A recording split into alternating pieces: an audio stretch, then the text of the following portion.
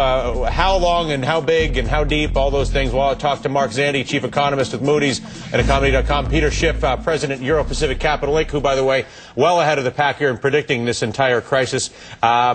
I guess, are we starting this conversation now? Apparently we are. Peter, so walk us through your view. In other words, we make it now to sort of phase one. We've acknowledged the fact that we have a credit bubble, 40-to-1 leverage, subprime, put it all together. You got yourself a money party that results now in a taxpayer bailout. What is your vision of where we go from here in terms of economic activity? We're in a lot of trouble, Dylan. You know, the reason the credit is gone is because the savings are gone. We blew our money on reckless consumption. We blew it to fund the dot-com mania, then the housing bubble. In the interest of time, we've heard it all. I get it, and I'm not discounting it. I'm just curious what you envision walk me through how you see the next 12 months. The show asks the question, is your money safe? Unfortunately, the answer is nobody's money is safe right now if it's in U.S. dollars. You know, I'm holding in my hand 100 billion Zimbabwe dollars, and if I spend it quickly, I can buy a pack of chewing gum. This is the monetary policy that the government is pursuing. They're trying to replace all that lost savings with a printing press, and they're going to destroy our economy and destroy our money. So what should they do instead? We should let the free market work for a change. You know, what we need in this country is less spending, less borrowing. We need to have a severe recession, unfortunately. That's the price we have to pay for all our extravagance. But banks have to fail. Companies have to go under. We have to reestablish a sounder economy based on savings and production. But the government is interfering with that. You know, they lit this fire, and now they're throwing gasoline on it. You know, as bad as it is, we have to let the free market work. The government is not going to solve this problem, but the government can certainly make it a lot worse, and they're proceeding to do it with every new stimulus plan and every bailout they pass. Mark, are they making it a lot worse with what they're doing?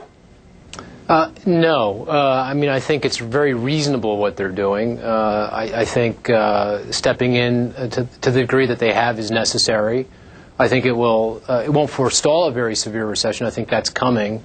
But I think it's necessary to forestall something we haven't seen since the Great Depression. But have we not learned our lesson? I mean, I think that's basically Peter's point, is that by bailing everyone out, we are not learning our lesson, and we're not letting the recession throw the bad guys out. We're not bailing anybody out. I don't understand that argument at all. I mean, we've lost $10 trillion in household net worth. We've lost some major financial institutions. Shareholders certainly don't feel like they've been bailed out.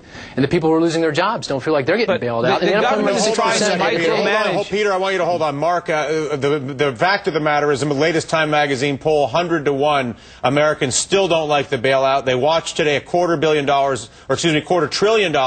of taxpayer money to come in. They look at the bonuses that were made from people that basically put the entire system at risk. And now Peter's point is, instead of dealing with the reality of the idiocy of past policies, we're now basically turning on the money gun to try to make it go away, which will ultimately result in an inflation problem a couple of years from now. Why do you believe turning the money gun on, which is what we've done here to solve this problem, will not result in inflation 2 or 3 years out in a meaningful way?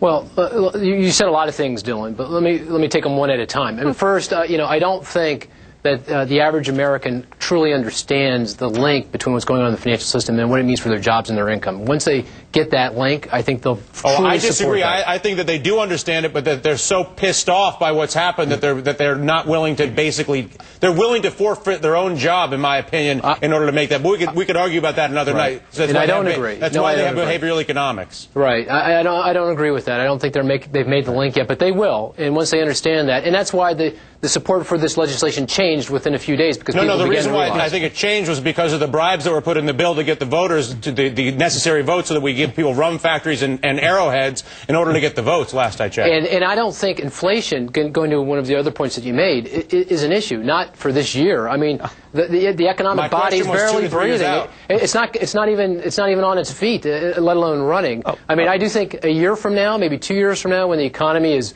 back on its feet, then we can start thinking about taking away some of the economy's not going to be back on its feet. The government's not going to let that happen. You know, you're assuming that the government can solve these problems. They can't. You know, they can't micromanage this economy. It didn't work in the 1930s. You know, the Politburo couldn't micromanage the Russian economy.